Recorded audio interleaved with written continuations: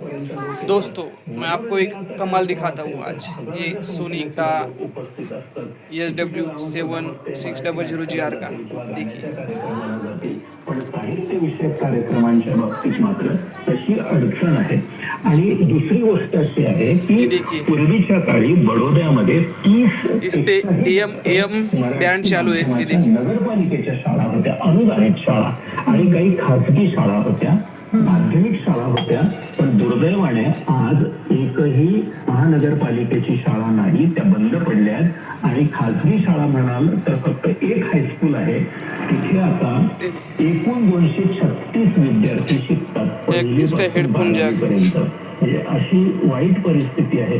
मराठी विभाग आहे महाराजा सयाजीराव विद्यापीठामध्ये, तिथे मैंने एक्सेस डाटा का शिक्षणाचा विचार केला। एक्सेस डाटा का 808 भी जोड़ के देखा है ऐसा, और उस पर सरसर आवाज आती थी, वो स्टेशन क्लियर नहीं पकड़ता था। लेकिन देखिए ये ब्लूटूथ स्पीकर है, इसका एयरफोन जैक मैंने परिस्थिती आहे। ये ऑक्स केबल लगा के उसमें इसका साउंड लिया है, एकदम क्लियर बज रहा है AM पर। पुढच्या पिढीकडे मराठी भाषा म्हणजे त्यांच्या अंगात घेणावी किंवा देखिए त्यांच्या बोली भाषेत यावी, ये असं निकला हुआ है। वाङ्मय जावं, सांस्कृतिक ठेवा जावा, यासाठी काही प्रयत्न करते का? अगदी प्रयत्न चालूच आहेत।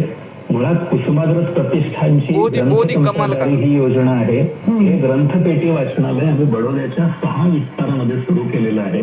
त्यानंतर विक्रम वाचनालय हे एका कुटुंबाने सुरू केलेलं वाचनालय, आज त्यांची 3री पिढी आहे।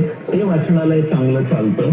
त्या वाचनालयाच्या माध्यमातून बहुत ही बढ़िया चीज है दोस्तों, बहुत बढ़िया चीज है। त्यांच्या माध्यमातून